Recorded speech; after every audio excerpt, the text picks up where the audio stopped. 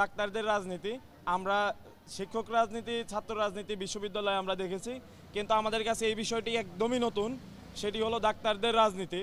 সেখানে বিভিন্ন পক্ষ উপপক্ষ থাকে। আমরা এই মেডিকেল ভিজিটের মাধ্যমে আমরা আসলে সেটা জানতে পেরেছি। যখন আন্দোলন চলছিল, মানে 5 তারিখ থেকে তার আগে সময়টুকু, সেই সময়ে ডাক্তারদের একটি অংশ তারা চায়নি যে যারা আহত হয়ে আসছে তাদের প্রপার ট্রিটমেন্ট হোক। তো তারা যথেষ্ট পরিমাণ, আমি বলবো স্পষ্টভাবে, তারা দালালি করেছে। সেই সমস্ত ডাক্তার, তাদেরও একটা ডকুমেন্টেশন হোক এবং তাদেরকে তাদের আইনের আওতায় আনা হোক। এটি আমার স্বাস্থ্য মন্ত্রণালয়ের প্রতি আমার দাবি, এবং এটা শুধু আমার কথা বললে ভুল হবে, এটা বাংলাদেশের সব মানুষের দাবি।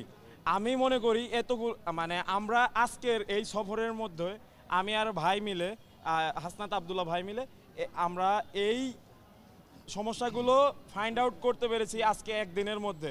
কিন্তু আমরা যারা স্বাস্থ্য মন্ত্রণালয়ের যারা দায়িত্বপ্রাপ্ত আছেন, স্বাস্থ্য আপা যিনি আছেন, তার কিন্তু আমরা প্রপার যে ইমপ্লিমেন্টেশন তার কাজের দায়িত্ববোধ আমরা দেখতে পাচ্ছি না। আমরা আশা করব তিনি হাসপাতালগুলো ভিজিট করবেন, এবং শুধু ভিজিট করবেন না এবং প্রজ্ঞাপন জারির মধ্যে সব কিছু সীমাবদ্ধ রাখবেন না। আমাদের রোগীগুলো, যারা আমাদের ভাই এবং বোন আহত হয়েছেন এবং তারা মৃত্যুর সাথে পাঞ্জা লড়ছেন, তাদের জন্য প্রপার ট্রিটমেন্টের ব্যবস্থা করবেন।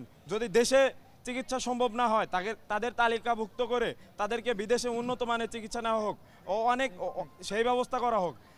আমারও অনেক ভাইয়েরা দেখলাম চোখে আঘাত পেয়েছে এবং তাদের দৃষ্টিশক্তি ফেরত পাওয়ার সম্ভাবনা আছে, কিন্তু এই চিকিৎসা দীর্ঘায়িত হওয়ার কারণে তাদের অনেকের একটি চোখ, অনেকের দুটি চোখের দৃষ্টিশক্তি হারিয়ে যেতে বসেছে।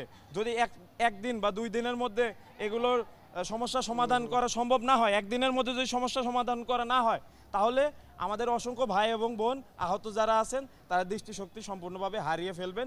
এ ধরনের তথ্য আমাদের কাছে আছে। আমরাও অনুরোধ করব, আপনারা যারা সাংবাদিক ভাইরা আছেন, আমরা যে অভিযোগগুলো করেছি তার সত্যতা সরেজমিনে আপনারা পর্যবেক্ষণ করবেন এবং অনুসন্ধান করবেন।